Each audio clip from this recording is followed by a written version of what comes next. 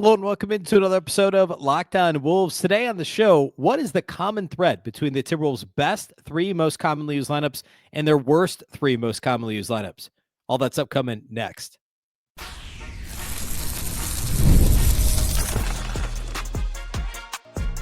You are Locked On Timberwolves, your daily Minnesota Timberwolves podcast. Part of the Locked On Podcast Network, your team every day. Hello and welcome to the Locked On Wolves podcast, part of the Locked On Podcast Network, your team every day. My name is Beecken. I'm the host of Locked On Wolves. Today's episode is sponsored by Game Time. Download the Game Time app, create an account, and use the code LOCKEDONNBA for $20 off your first purchase. Happy Wednesday, everybody. Happy Hump Day. Happy Timberwolves game day. The Wolves are in Los Angeles to take on the Clippers tonight. We'll talk about that a little bit later in the show. Today, though, I want to start with some lineup data. There's a common thread, and by that I mean a player who is the common thread between the Timberwolves' worst three most commonly used lineups and their best three most commonly used lineups. We'll break that down a little bit. Then I want to get into some, we talked a couple weeks ago about the defense without Rudy Gobert on the floor. We'll talk about the differences between last year's Gobert-less defense and this year's Gobert-less defense, where they sit statistically, and then also transition offense, transition defense, an area that the Wolves really on both ends of the floor have struggled at times this year, but an update where the Wolves transition, offense and defense sits, and then we'll talk Wolves Clippers here toward the end of the show. It's all upcoming today. A big thank you off the top for making Locked On Wolves your first listen every single day. Of course, this show is free and available everywhere. That includes YouTube as well as all of your favorite audio platforms. Wherever you like to listen to podcasts, you can find Locked On Wolves. You can also watch on the Locked On Sports Minnesota app on both Roku and Amazon Fire TV. And also a reminder about the Locked On Wolves daily newsletter. It's the one stop for your ultimate team and league coverage that can be delivered right to your inbox every day. Simply sign up for free right now at LockedOnDaily.com. Again, LockedOnDaily.com. Start your day with the all-new free Locked On Wolves newsletter. All right. So the Timberwolves have 6 lineups that they have used most frequently. And according to Cleaning the Glass, there are only 6 lineups that have been used at least 100 possessions this year. Okay. So there's 6 most commonly used lineups. One of them, there's 3 that are in the orange. We'll call it in the orange on Cleaning the Glass, meaning they're above, well above league average in terms of how the lineups perform. They've got one lineup that's a 99th percentile lineup. They've got a lineup that's a 97th percentile lineup. And they've got a lineup that's a 78th percentile lineup, okay, among their top 6 most used. And then on the other side of things, they have a 59th percentile lineup, a 50th percentile lineup, and a first percentile lineup. There's one player that is in the top 3 lineup, that is not in the top 3 lineups and is in all of the bottom 3 lineups. Can you guess who it is? Well, it's not Ant, obviously. It's not Rudy, obviously. I would assume that you wouldn't guess it's Mike Conley. Maybe you'd guess it's Julius Randle, and he's not in the Wolves' top 2 lineups, but he is in their 3rd best lineup.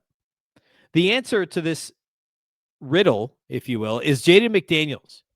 Jaden McDaniels is in the Timberwolves' worst 3 most used lineups and not in their best 3 most used lineups. And another way that you could arrive at this conclusion is just look at the on-off data. Jaden McDaniels is the worst of all the starters, worst of all the rotation players, I should say. Now, I mean, Ant's on-off data doesn't look great. Julius Randle's doesn't look great. Like Rudy and Mike Conley are consistently tops for the on-off data, right? But if you just look at the 5-man lineups, the Wolves' best lineup is Mike Conley, Rudy Gobert, and the 3 bench guys. Dante DiVincenzo, Nickeil Alexander-Walker, and Naz Reid. And I've talked quite a bit about how DiVincenzo individually has struggled this year. We know he's shooting basically a career low from 3. He struggled to, find chemistry with Rudy. Like he hasn't been consistent defensively. There's a lot of things until, he played pretty well last time out, but DiVincenzo himself has had an individually disappointing season. And in fact, he's in the Timberwolves' top 2 lineups, and he's in that first percentile lineup too on this list. And this also, by the way, goes a long way toward proving the small sample size thing being a real thing, right? Because in 138 possessions, of this first percentile lineup. DiVincenzo's in that lineup. 149 possessions of this 99th percentile lineup. He's in that lineup too. Both he and Rudy Gobert are in both of those lineups. So that top lineup, again, it's Gobert, it's Conley, and it's the three bench guys. Their next best lineup is Gobert and Ant and those three bench guys. Their next best lineup is the three bench guys plus Ant and Julius Randle, interestingly enough, with effectively Naz Reid at the 5. Naz and Randle in the front court. But then it's Alexander Walker, DiVincenzo, and Ant. So another way of looking at this, we could blame Jaden McDaniels for dragging down these units, or we could say, look at this bench trio. That's the glass half full look, right? Or the glass half full way to look at this is that DiVincenzo, Alexander Walker, and Naz Reid together are fantastic, and they are driving the Wolves' top three lineups. And the eye test would tell you the same thing. Like if I had never mentioned these numbers, I think you ask any Timberwolves fan that has been to Target Center a couple times this year or watched every game, like, hey, what are the Wolves' most effective lineups? Pretty sure Naz comes up. Alexander Walker better come up. He's been arguably their best player this year. I'm not saying he's better than Ant, but in terms of what his role is and what he's provided, living up to or surpassing expectations, I don't know. I would not argue for anybody other than Nickeil Alexander-Walker. Like Ant's mostly done what we'd expect him to do, albeit in a slightly different way. The consistency hasn't quite been there. Rudy hasn't been consistent enough. Conley wasn't good early in the season. McDaniels has not been good really at all. Randle's had ups and downs. It's Nickeil Alexander-Walker, right? So it stands to reason that he would be all of these top tier lineups for the Wolves to this point. Now, on the flip side, Jaden is in that first percentile lineup along with Donte DiVincenzo. Actually, what it is it's the starters minus Conley plus DiVincenzo. So it's it is the lineup that started when Conley was out. Alexander Walker started, I guess, the first two games, but then the next two DiVincenzo started. And by the way, the 50th percentile lineup, so their second worst lineup in this group. Now, of course, there's a big gap between the first percentile and the 50th percentile, but then it's that other starting lineup. So no Conley plus Alexander Walker is a 50th percentile lineup, which is a plus 2.4 differential. And then the worst lineup is minus Conley plus DiVincenzo. First percentile, a minus 21.2 and 138 possessions. Now, again, they use each of those starting lineups twice. And that's largely what's driving the possession numbers. Obviously, when Conley's healthy, theoretically, you are still going to get some minutes with these lineups, but the majority of those minutes came from a pair of starts for each of those lineups when Conley was out. So, yes, it's early. We're 20 games in. We are a quarter of the way through the season, not even technically. So there's still a lot that's going to change. But to this point, at the quarter pole, if you will, at the 10-10 mark where the Wolves are, this is the lineup data that we have. Now, the other lineup that we haven't talked about, that's the middle one or the best of the worst lineups, if you will, that involves McDaniels. It's the regular starting lineup. And it's, of course, played almost 4 times as many minutes, three and a half times as many minutes as the next most used lineup. That's the standard starting lineup of the preferred starting lineup of Conley, Ant, McDaniels, Randle, and Gobert. That's a 59th percentile lineup. They're a plus 7.5. They're pretty middle of the pack on both ends of the floor. They're extremely turnover prone. We knew that. Defensively, their defensive effective field goal percentage is not very good. All that tracks. And, it's certainly improved over the last, week.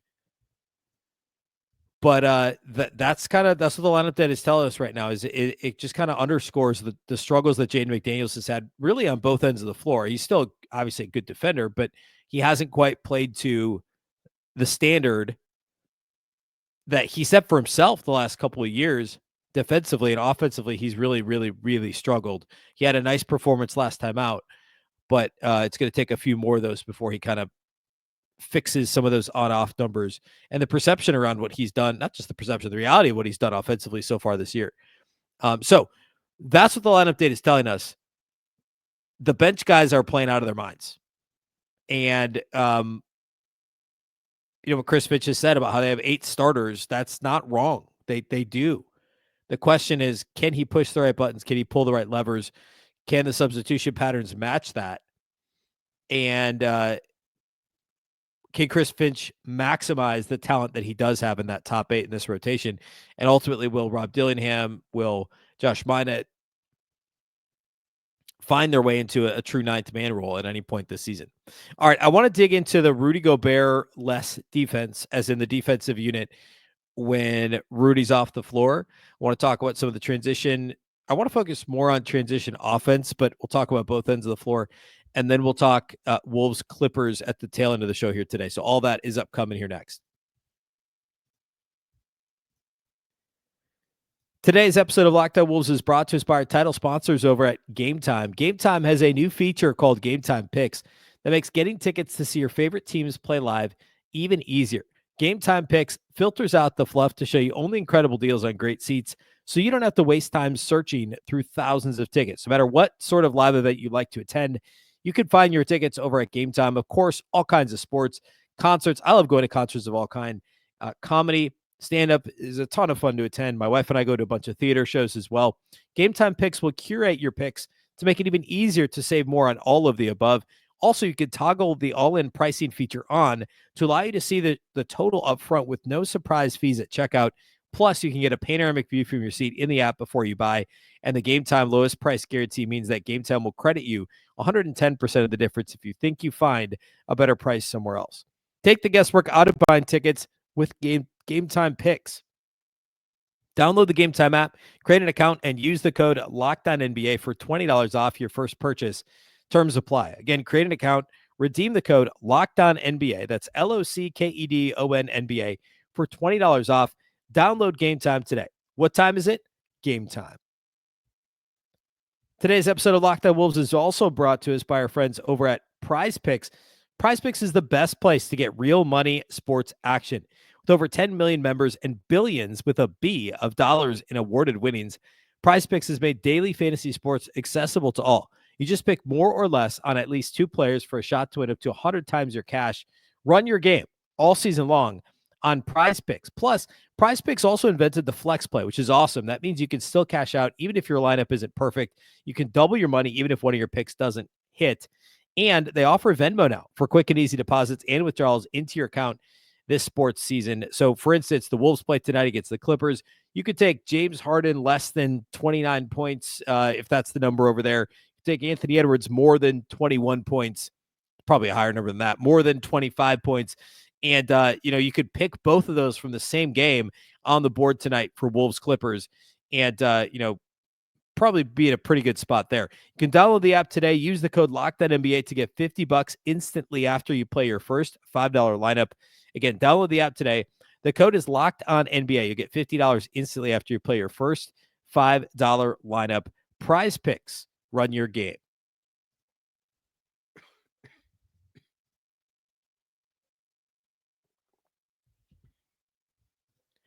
All right.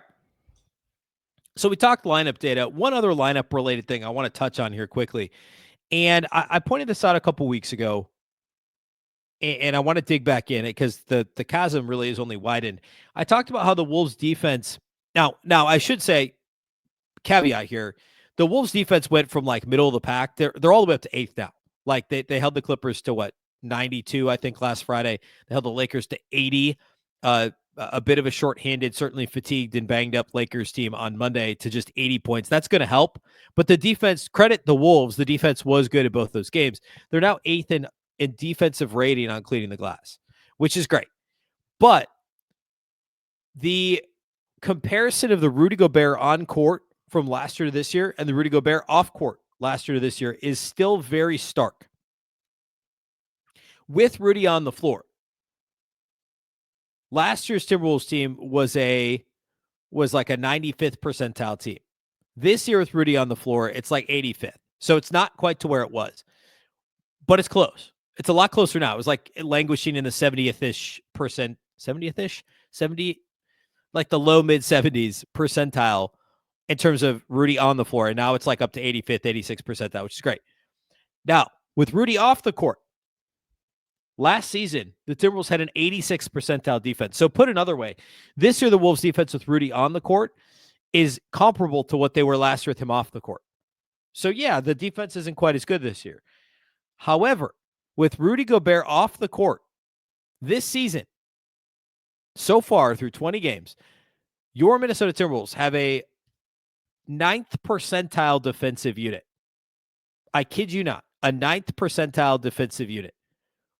They're a 5th percentile unit in terms of defensive rebounding. 26th percentile in terms of free throw rate, 27th percentile in terms of effective field goal percentage. The only thing they're doing well with Rudy off the floor is forcing turnovers. And I'm sure it's because they have a longer athletic, active defense. But I don't believe they're really doing anything materially different with him off the floor. They're still mostly playing drop coverage a lot of the time. We've seen Nas struggle with that in the past. It also means Randle's guarding bigger, more physical players a lot of times if Rudy's off the floor. It's not great. And the primary difference is no Kyle Anderson. And then I would also submit to you that having Julius Randle instead of Karl Anthony Towns makes a difference too. And this is the piece that I need to dig in a bit more on. I don't think they're playing much other than drop with Rudy off the floor. Last year at times, actually a lot of the time, Cat would play at the level and would not drop when Rudy was off the floor. If Towns was in the action, he would be playing at the level and occasionally would even be blitzing, which harkens back to the pre-Rudy Timberwolves under Chris Finch when they blitzed everything. The Jared Vanderbilt, Patrick Beverley year, they blitzed virtually everything on the perimeter. We're just a really aggressive kind of breakneck speed defense, trying to force turnovers, get easy buckets the other way because the offense wasn't very good either. And it worked to the tune of the 6th seed and pushing the Grizzlies that season to a 6th game in the first round of the playoffs. Now, of course, the last couple of years with Rudy, it's, he's the master of drop coverage. But when Rudy was off the floor, they put Cat in a more advantageous position for Cat's skill set, which was playing at the level and occasionally blitzing, mixing up coverages a bit, switching a little bit. They're doing a lot more switching now with Rudy off the floor. And it's something that, I'm going to pay attention to this week when they play the Clippers and also Golden State. When Rudy's off the floor, and I would imagine certainly against Golden State, they're going to switch more often with Rudy off the floor with the way that team plays and the personnel on the Warriors. But, that's something to keep an eye on because if this team can't continue to be a 9th percentile defense with Rudy off the floor, and now they are a little bit better offensively with him off the floor, but it's not good enough to offset how much drastically worse the defense is with no Rudy. And that's the biggest gulf that they have to overcome comparing last year to this year, at least in terms of the defense. So that's certainly something to keep an eye on here moving forward. All right, transitioning into, transition offense and defense. I've been harping on the Wolves' transition defense this season, and it hasn't been great, but it certainly has improved of late. And overall, the numbers are not all too bad in terms of their transition defense. In terms of frequency in which they allow the opponent to run, they're 23rd, which means they're allowing opponents to run a little too much. Almost 17% of possessions come in transition for opponents. But what they're allowing is actually 13th percentile, which is okay. Off of steals, they're 15th in points per 100 transition plays, and they're 9th in points per 100 transition plays off of live rebounds. So it's actually not all that bad. And we can compare that to last year. Last year, it was better, which that's another piece of this that plays into how much better their defense was to this point last season. Last year, the Wolves actually, in transition, they were 8th in frequency and 4th in points per play, and they were top 10 in both off of steals and off of live rebounds. So this year, they're middle of the pack, basically, in both. Last year, they were top 10 and really top 5 in total transition. So that's another thing to keep an eye on that hasn't been as good. And again, it's something we've talked about on the show. It's been better of late. Certainly was much better against the Clippers and Lakers. Is that sustainable? Can they keep that going? I would hope so. It's virtually the same personnel as it was last year. I don't know. I mean, Slow-Mo is valuable because of his size and intelligence in transition. Valuable in a lot of ways. I'm now specifically just talking about transition defense, but that's something to consider here as we move through the season is how are they getting back defensively? Last year, from the 21-22 season to last year, 22-23 to last year, one of the biggest things the Wolves did was they clearly said, hey, we're not crashing the offensive glass, and you guys got to stop falling over. 2 years ago, Nas and Cat fell down every possession, it seemed like. And last year, it was not as bad. We seem to have flipped back a little bit with Nas and a little bit with Julius Randle. in terms of getting back on defense. And then the not crashing the glass thing, I think we've kind of gone back and forth on that this year too. So that's something else that I think if they could just revert to what they did last year, that would be much better. Now, in terms of the offense in transition, the Timberwolves are still dead last in frequency in terms of percentage of possessions that start in transition. Just over 13%. The league's best teams are over 18%. And points per play in transition, of course, or points per possession in transition are obviously much higher, right? Because you're getting attempts at the rim or open threes almost every time in transition. If you're not doing it right. Now, the Wolves' points per 100 plays are actually 13th this season in transition, which isn't bad. They're 14th in terms of off of live rebounds, which is good, decent. But they're only 30th in frequency, which means that it's not having that big of an impact on their offense. They're not getting enough easy buckets in transition.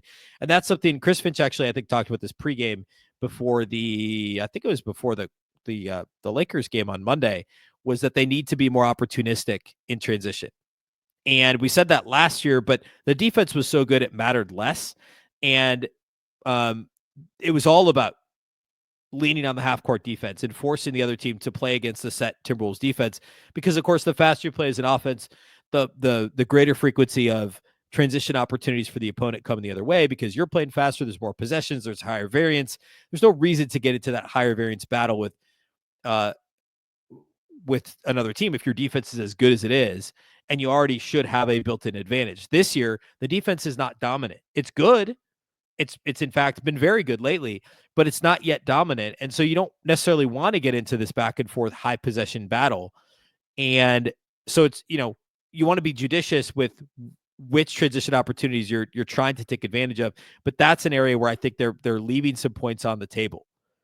And I certainly think we could see them improve in that regard. So more transition opportunities, and specifically transition opportunities off of steals. They're only 23rd in points, 21st in frequency of running off of steals, which was silly last year how low that was too. And points per 100 plays off of steals are just 23rd in the league. So they need to do a much better job of running off of live ball turnovers. If you're getting a steal, just run. Get out in transition. That is something we have not seen them do enough this year. All right, let's close by talking Wolves Clippers. That's all we'll have for you today in the show. We'll do that here next.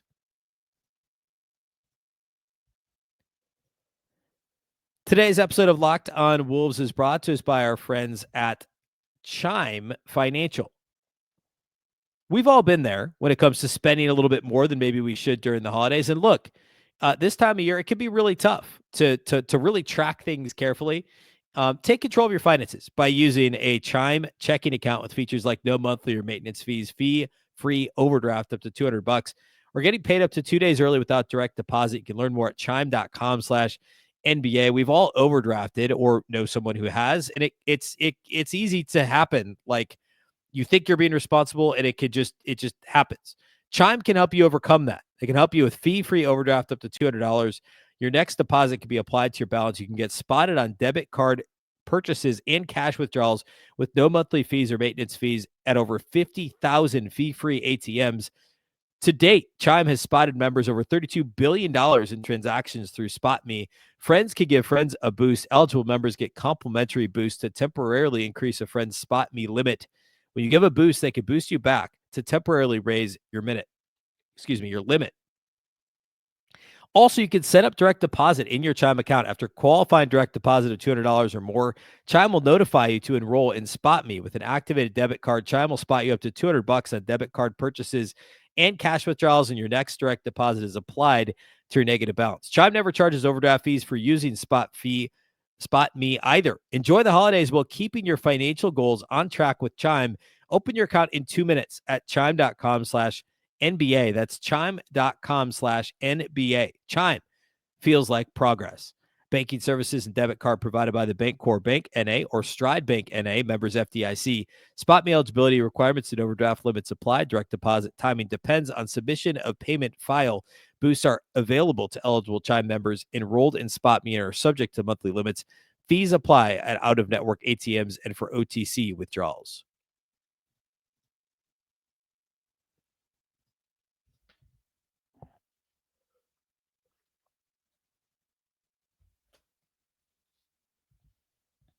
All right, Timberwolves Clippers tonight in LA. It is, I believe, another NBA TV game. Yes, it is.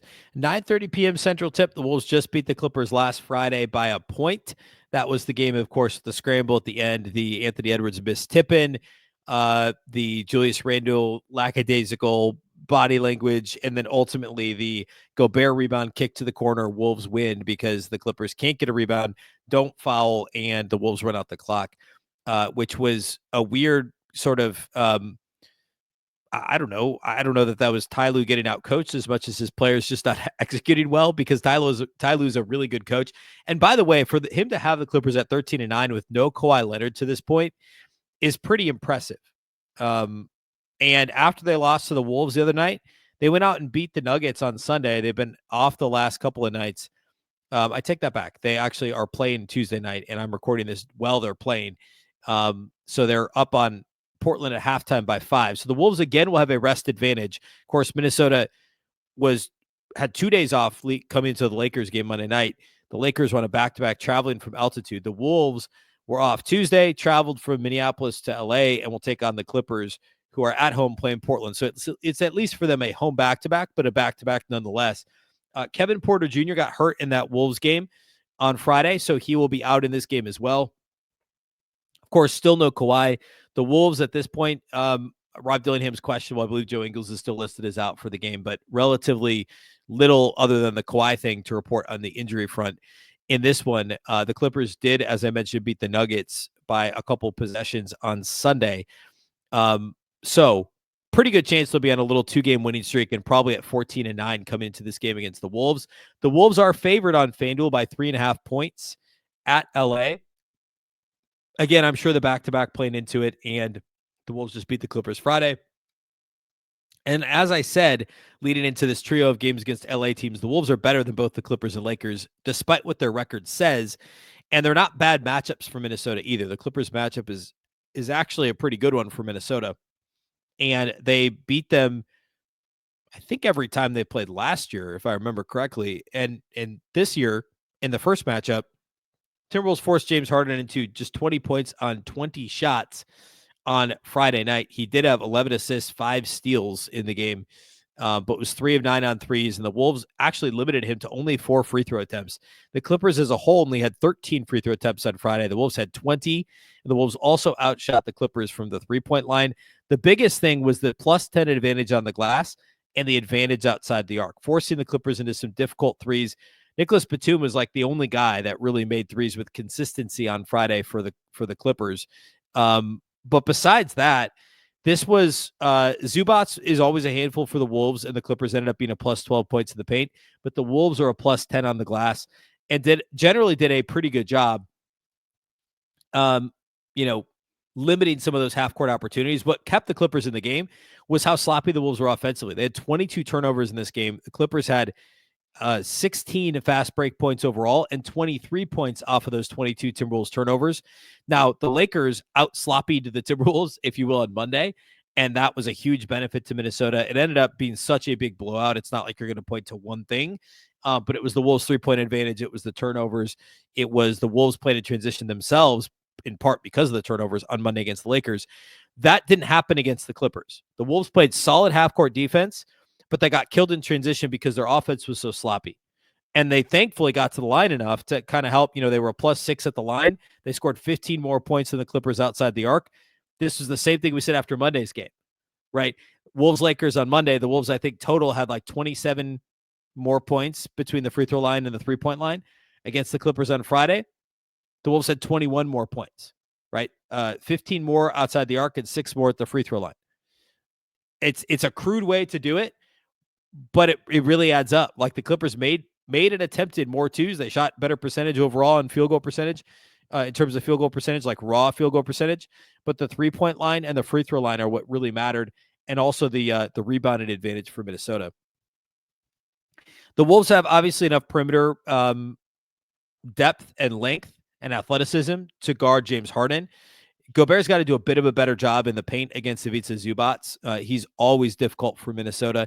And the Wolves just need to do a better job rotating onto shooters on the perimeter. And I thought overall they were pretty good defensively against the Clippers. They held them to 92 points on under 43% shooting. But it's the It's, again, the transition defense, and it starts with not turning the ball over on offense for Minnesota, getting back in transition, and at least forcing the Clippers to get into something in a half-court set and allow the Wolves to set their defense. But then it's also the crisp rotations in the half-court to contest shots on the perimeter. We saw glimpses of it against the Clippers on Friday. We saw more glimpses of it against the Lakers on Monday. But, we're looking for that, 9 months ago defense that the Wolves had. How impressive they were in terms of their defensive rotations, Xing out on the perimeter to contest corner threes, crashing the glass to end possessions for the opponent. All of the above. The Wolves need to do all of that against the Clippers. Again, favored by 3.5 at FanDuel. They should win this game, and it would be important to have a winning record going into 2 games at Golden State, one Friday, one Sunday. And this game would obviously do that for them. I'll actually be hosting the live postcast tonight with my guy, Jack Borman.